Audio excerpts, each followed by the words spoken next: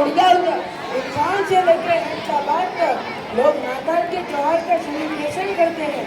लोग इस बारे में क्या कहते हैं, आइए रीता से सुनते हैं।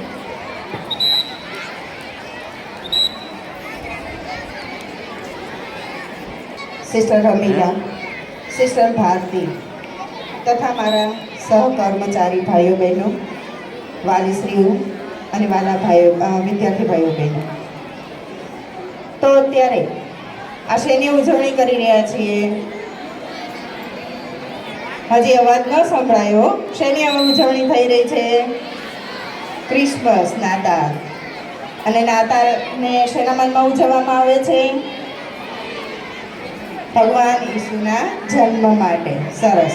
આટલો કાર્યક્રમ જોઈએ ને પછી આપણને એ ખબર ન હોય કે આપણે શેના માટે ઉજવણી કરી રહ્યા છીએ, તો પછી બધું નકામું છે. તો આટલો સુંદર કાર્યક્રમ આપણે જોયો અને એ નાતાલના કાર્યક્રમ માટે થઈને આપણને વ્યાસ પ્રિયાંશી બહેને જે વક્તવ્ય આપ્યું, એ ઉપરાંત સિસ્ટર આપણે કોકિલા મિસ ને એ લોકોએ જે નાટક ભજવ્યું, આવો સરસ રંગારંગ કાર્યક્રમ નિહાળ્યો. એટલે આ કાર્યક્રમનો હેતુ શું છે, એ ક્યાં ઉદ્દેશ, આપણે શેના માનમાં આપણે ઉજવણી કરી રહ્યા છીએ, એ તો આપણને બધાને ખબર પડી ગઈ. પણ જ્યારે જ્યારે આ પૃથ્વી ઉપર કોઈ ઈશ્વર અવતાર, અહીંયા માનવ અવતાર ધારણ કરે, તો એનો કોઈ ઉદ્દેશ્ય, કોઈ હેતુ ચોક્કસ રહેલો હોય છે.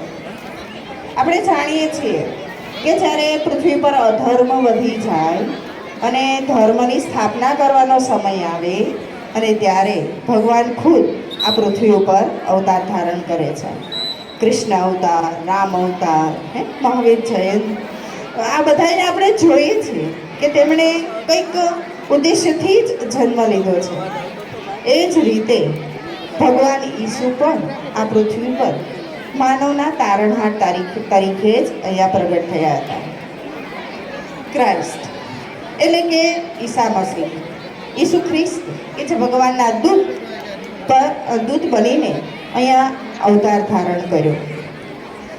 તેમનો મુખ્ય ઉદ્દેશ, એના જીવન સંદેશ, આમ તો વિરલ વિભૂતિઓનું જીવન ચરિત્ર એ જ એમના જીવનનો સંદેશ રહેલો હોય છે. તો એમના જીવન ઉપરથી તત્વચિંતકોએ 3 ઉદ્દેશ્યો સિદ્ધ કર્યા છે કે જેનાથી આપણને સંદેશ મળે, આપણને બોધપાઠ મળે છે. એમાં સૌથી પહેલાં પહેલો હેતુ આપણે જોઈ શકીએ કે તમે તમારા ધર્મને સપોર્ટ કરો. જો તમારામાં ધાર્મિકતા હશે, ધર્મનું આચરણ હશે, તો જ તમે કંઈક અદ્વૈત શક્તિને પ્રાપ્ત કરી શકશો. તમારી ઇન્દ્રિયો ઉપર કાબુ રાખી અને એના ઉપરથી થોડું વિચારતા થશો, ત્યારે એ શક્તિઓ આપણામાં અવતરે છે.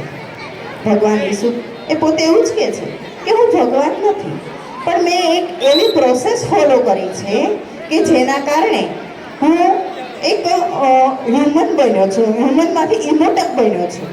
ઇમોટક એટલે શું? એક અદ્વૈત સ્વરૂપને હું પ્રાપ્ત કરી શક્યો છું. અને એ ક્યારે શક્ય બને? એ ત્યારે જ શક્ય બને કે જ્યારે આપણી વિચારધારાઓ, આપણી અંદર રહેલી શક્તિઓ એ ઉજાગર થાય. એનો બીજો હેતુ છે કે લવ યોર સેલ્ફ ફર્સ્ટ. તમે સૌથી પહેલાં તમારી જાતને ચાલો, સંવેદનશીલ બનો, લાગણીસભર બનો, પ્રેમથી ભરેલા બનો. સાદું એક ઉદાહરણ આપો. અગરબત્તી સુવાસ ક્યારે ફેલાવી શકે? જ્યારે એની અંદર સુગંધી પદાર્થ છે ત્યારે, અને એટલે જ એ સુવાસ ફેલાવી શકે છે. એવી રીતે વાદળો જળ ક્યારે વરસાવે છે? જ્યારે એની પાસે જળ છે. સૂર્ય ઉર્જા શક્તિ ક્યારે આપે છે? જ્યારે એની પાસે તાકાત છે, ગરમી છે ત્યારે. એવી જ રીતે જ્યારે આપણી પાસે પણ આવી શક્તિઓ હશે, ઊંચી વિચાર સંપદા હશે, તો આપણને બીજાને આપણે માફ કરી શકશું, બીજાની દુઃખ ભાવનાને સમજી શકશું, સંવેદના અનુભવી શકશું. માટે સંવેદનશીલ બનવું જોઈએ. જો આપણે જ ઇગોઇસ્ટિક હશું, તો પછી આપણે જ નેરો માઇન્ડેડ હશું, તો બીજાને કેવી રીતે સમજી શકવાના? એટલે હંમેશા બધા માટે પ્રેમ ભાવ રાખવો. જ્યારે પોતે ખુદ ક્રોસ પર એને ચઢાવવામાં આવ્યા ત્યારે પણ તેના ચહેરા ઉપર હાસ્ય હતું અને ઈશ્વરને એ જ પ્રાર્થના કરતા હતા કે હે પ્રભુ, આ લોકો શું કરી રહ્યા છે ને એને ખબર નથી, માટે એને માફ કરજે. આ રીતે આપણે પણ બીજાને માફ કરતા શીખીએ, તેની સંવેદનાઓ અનુભવીએ, તેની લાગણીને પીછાણીએ. આ એમનો જીવનનો બીજો હેતુ છે. અને ત્રીજો હેતુ છે અવલોકનકાર બનવું. જ્યારે જ્યારે કોઈક સાથે નફરત ઊભી થાય, ગુસ્સો આવે, કોઈકને જોઈને જ એને મારવાનું મન થઈ જાય, એટલા ગુસ્સે થઈ જાય, એવા અનબનાવ બને, ત્યારે થોડી ક્ષણો થોભી જાઓ અને વિચારો કે એનું ઉદ્ભવ સ્થાન કયું છે. Be a right observe at right time.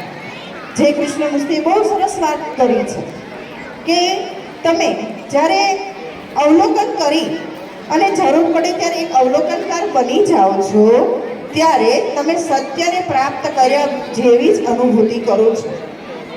એટલે થોડી ક્ષણો થોભો તો એનો ઉકેલ તમને આપોઆપ મળશે. શાંત અવસ્થાને આપણે પ્રાપ્ત કરી શકશું. માટે હંમેશા શાંતિ અને સંતોષી બનો. આપણે જોયું ને નાટકમાં, ભગવાનનો જન્મ ક્યાં થાય છે? ગભાણમાં. કૃષ્ણ જન્મ ક્યાં થયો? જેલમાં. કેટલી વિપરીત પરિસ્થિતિઓમાં. નહીંતર એ તો ઈશ્વર છે, ઈચ્છે ત્યાં જન્મ લઈ શકે ને. પણ જ્યારે તમે આ પૃથ્વી પર આવો છો ત્યારે સંકટ, મુશ્કેલી એ તમારી સાથે જીવનમાં ભળાયેલા જ છે. એટલે હંમેશા સંતોષી બનો. આપણી પરિસ્થિતિ શું છે? ઘણી બધી સવલતો છે, ગાડી, મોબાઈલ, સરસ મજાના મકાનો, પણ તેમ છતાંય આપણે સંતુષ્ટ નથી. અને એટલા માટે જ આ અજંપો છે એ આપણને શાંતિ લેવા દેતો નથી. આમ હંમેશા ભગવાન ઈસુના જીવનના 3 ધ્યેયો આપણને સતત એના તરફ એ જીવન જીવવાની પ્રેરણા આપે છે. આપણા જીવનમાં જ્યારે આ 3 ગુણો ઉતારીએ, એક ધર્મને વળગી રહેવું, બીજું લવ યોરસેલ્ફ, તમારી જાતને ચાહો, અને અવલોકનકાર બનો. જો આ આત્મસાત કરીએ ને તો જ આપણે ખરા અર્થમાં નાતાલ ઉજવી કહેવાય. માટે હંમેશા આ ગુણોને તમારા જીવનની અંદર ઉતારવાના પ્રયત્ન કરો.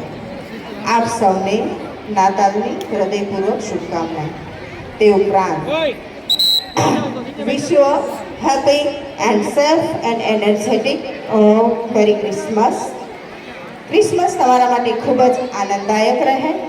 શાંતા એટલે કે આપણી અંદરનો આત્મારૂપી ઈશ્વર તમારી અને તમારા સ્વજનોની મનોકામના પરિપૂર્ણ કરે, તે જ ભગવાન ઈસુ અને માતા મરિયમના ચરણોમાં પ્રાર્થના. Wish you Christmas, merry Christmas, happy new year. Thank you.